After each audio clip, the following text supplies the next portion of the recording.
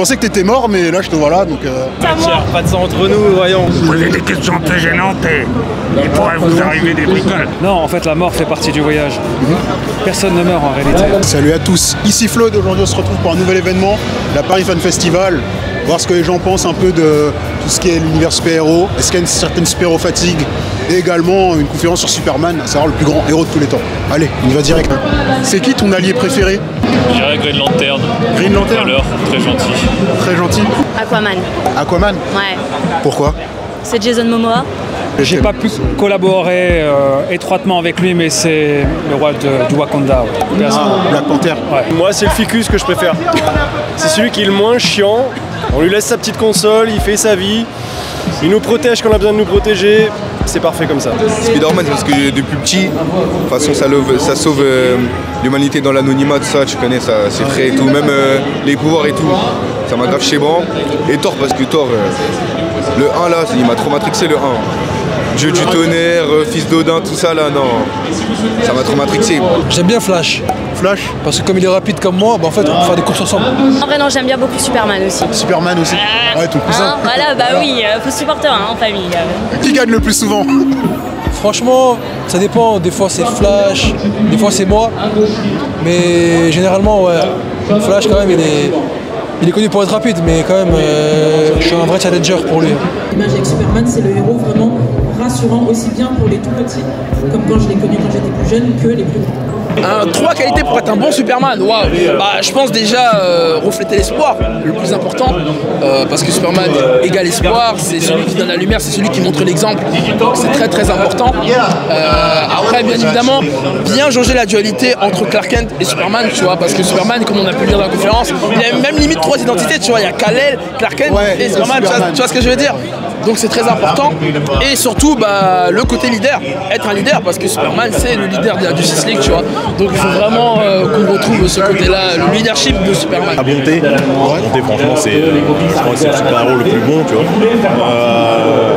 Dire quand même sa puissance, parce que c'est quand même un truc qui fait que t'as envie de voir comment le personnage va se débrouiller avec ses pouvoirs dans plusieurs de ses histoires, en fait. Et quand même le fait que ce soit le premier qui a inspiré tout le monde, en fait. C'est le grand-père. Le grand-père, il a influencé tout le monde. Sans lui, il n'y aurait pas les autres. Trois qualités, je veux dire, son optimisme, son humanité et le dernier, le côté terre à terre. Malgré ce que certaines personnes peuvent voir chez le personnage, en fait, c'est un personnage qui est incroyable, mais qui justement est ramené toujours vers la terre, vers la simplicité, en fait. Tu vois. Pas trop incroyable. Il est incroyable, mais pas trop.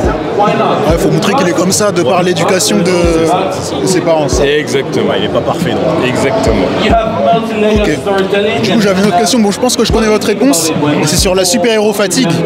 Est-ce que vous pensez qu'en ce moment, il y en a une, vu qu'on voit qu'il y a un peu une baisse d'intérêt au niveau des films Marvel et DC? Je pense qu'il y a un côté hype. Pour le grand public, je comprends qu'ils se lassent, mais pour les fans de comics et de super-héros comme nous, on n'en demande jamais assez. Non, moi je pense pas qu'il y a de super-héros fatigue. Tu vois, quand tu regardes les scores au box-office et tout, bon, même si, ok, il y a des trucs qui ont un peu plus floppé que d'autres, mais en soi, c'est toujours stable. Et puis en fait, je pense que le public veut voir des nouvelles choses, tu vois. Parce que tu dis super-héros fatigue, mais regarde, par exemple, quand on voit des projets comme The Boys, qui sont hyper appréciés par les gens, en fait, c'est juste que je pense que les gens veulent voir d'autres choses des super-héros. Non, moi je pense tout simplement que il y a pas mal de films qui sont sortis ces derniers temps qui n'avaient pas un niveau exceptionnel. Ou que la licence n'était pas incroyable et que du coup les gens n'ont pas voulu donner leur chance. Mais voilà, c'est pas une super-héros fatigue. Demain, s'il y a un film qui est bien, les gens iront le voir et donneront de bonnes critiques, tout simplement. Faut pas céder à la solution de facilité. Il y a des fois, on a l'impression que plusieurs films se ressemblent alors qu'ils sont pas du tout dans le même univers. Il faut essayer d'innover et toujours essayer de faire quelque chose d'intéressant et de frais pour le public. En fait. C'est un peu médiocre hein, pour l'instant, donc très peur de la suite, très clairement. Je pense qu'ils moulinent et ils veulent vraiment trop se répandre sur on va faire les films, on va faire la série, histoire de contenter aussi ceux qui veulent revenir sur d'autres personnages qu'ils auraient aimé voir un peu plus développés. Et maintenant, limite, je préfère les séries qu'ils ont fait aux films actuels. C'est plus la même hype en fait. Ouais. Ah, par contre, Flash, oui, il y a une meilleure hype sur ce film. Ouais. Donc, plutôt hypé par Flash. Ouais, voilà. C'est pas parce qu'il y a deux Batman dedans. Peut-être. Aujourd'hui, on prend des acteurs connus, mais qui n'ont pas de gab, tu vois. Moi, quand je vois, comment il s'appelle, Patinson, je souffre. Avec malveillance, je souffre. Il faut laisser autant aux nouveaux personnages d'arriver, raconter un petit peu leur histoire, même si c'est un petit peu gnangnan, c'est pas grave. Après, il faut se dire qu'après, il y a 2 Avengers encore qui vont arriver. C'est ça. Et que les deux, je vois pas Disney et Marvel faire se tromper là-dessus. Ce qui t'intéresse, c'est le physique avant tout. Physique, c'est important, tu vois. C'est pas parce que je suis coach sportif, mais c'est qu'en vrai, je vais te dire un truc. Quand t'es un super-héros, tu l'imagines musclé, tu vois. C'est comme ça depuis toujours, et ça doit être respecté dans les films, parce que les films sont censés s'inspirer un minimum des comics. Après, qu'ils prennent des libertés ou quoi, c'est souvent des bonnes idées, je trouve. Mais il y a des bases que tu peux pas changer. Oui, pour le coup, c'est ce que je vis parce que j'ai regardé jusqu'à Endgame. J'ai adoré justement et après j'ai eu du mal à rattraper. Là je suis en retard, j'ai toujours pas vu Doctor Strange. Après, là, la question c'est comment revenir. Comment revenir comme avant avec les Iron Man, les Captain America, etc. Tu vois. Donc je sais pas comment ils vont faire à voir les futurs films qui vont sortir, tu vois. Il y a un mou quoi en tout cas, ça se ressent. Parce qu'il y a The Boys qui marche, donc dire que l'univers d'héroïque ça marche plus, c'est faux. Il y a The Boys qui marche, voilà, il y a la preuve quoi. Lui, il est focus sur le physique avec par exemple Robert Pattinson. Et les effets spéciaux. Moi je pense que The Batman c'était un bon film parce que justement ça racontait quelque chose, une histoire était mise en place et c'est ça qui m'intéresse. Moi je vais pas te mentir, je ne suis pas trop Avengers, etc. Même si c'est cool en soi, hein. Mais ça pour moi c'est plus des films popcorn. Et les popcorn c'est cool, mais trop de sucre ça donne le diabète. C'est vrai qu'il y a beaucoup de films sur des super-héros qu'on ne connaît pas, des spin-offs, des séries et tout. Pour ça, je suis d'accord avec eux, il faut éviter de trop tirer sur la corde. Thor, exactement.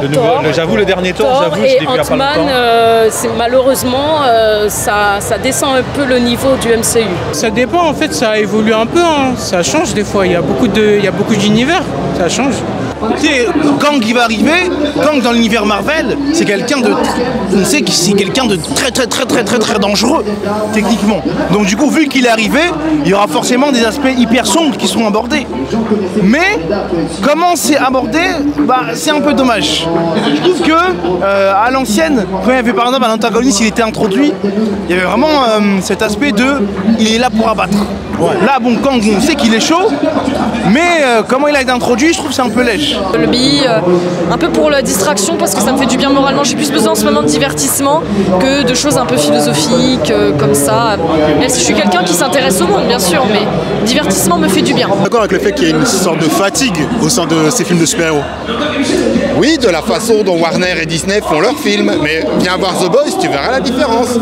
Donc le public n'est pas fatigué de voir des séries comme la nôtre, parce qu'on ne fait rien comme ceux d'en face. Je pense qu'il y a des beaux projets à faire encore.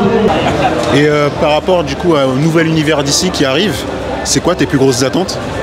Que ce soit bien déjà. Soit bien? Ouais, parce que c'était un petit peu bancal, hein, ouais, voilà, donc j'attends de voir aussi. J'espère qu'ils vont bien remonter la pente. Maintenant, ce que j'ai un peu peur avec James Gunn, c'est que du coup, ils prennent ses potes acteurs du MCU et qu'ils les transposent chez DC. Je suis vraiment curieux de savoir ce qu'il va faire pour son film Superman Legacy. Ouais. Qu'est-ce qu'il choisirait moi, MDR?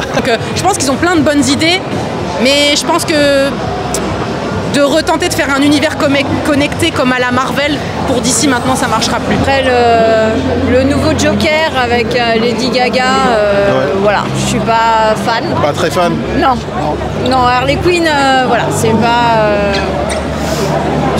j'aime pas son personnage, donc après, voilà. J'ai plus d'attentes pour la série du long terme, vu que je suis un grand fan. Pour les films, j'attends de voir. Hein. Je pense qu'il pourrait faire un bon truc. Tu n'es pas trop déçu du départ d'Henry Cavill? Si, je suis déçu quand même, mais je me dis que peut-être qu'il va faire un truc meilleur que ça, on sait pas, tu vois. À voir. Le nouveau patron de DC, Monsieur Intel, je vais pas le citer avec ses cheveux blancs qui nous énerve, qui a viré Henry Cavill, il vit pour les caméras. Et au contraire, celui que tu détestes le plus? Usopp. Usopp? Ouais. Ah dommage, pourquoi Usopp? Il a toujours peur, j'en ai marre. Loki? Loki? Ouais. Superman. Superman. Un peu hautain des fois. Un peu hautain? C'est vrai que c'est super pour voir, ça le rend fou. J'aime pas Cyborg. Cyborg? Ouais, en fait il y a trop d'armure, trop technologique, je sais pas, ça me... Genre, ça m'agace. Faut le calmer de temps en temps. Calmer de temps en temps. Des fois, il oublie qui c'est le chef. Ok, je pensais que tu allais me dire Captain America. Non, lui et moi, on a eu quelques frictions, mais on s'apprécie énormément. Il faut savoir que mon père Howard a fabriqué pour lui le bouclier. Et du coup, c'était tout pour cette petite convention. Hein. Faut voir que l'univers des super-héros, il n'y a pas vraiment de super-héros fatigue à proprement parler. Qu'il y a des valeurs un peu alternatives, des versions un peu alternatives, indépendantes comme The Boys, qui continuent à plaire. Donc moi, personnellement, d'après ce qu'on a eu, je pense que l'univers des super-héros a encore des belles années devant lui.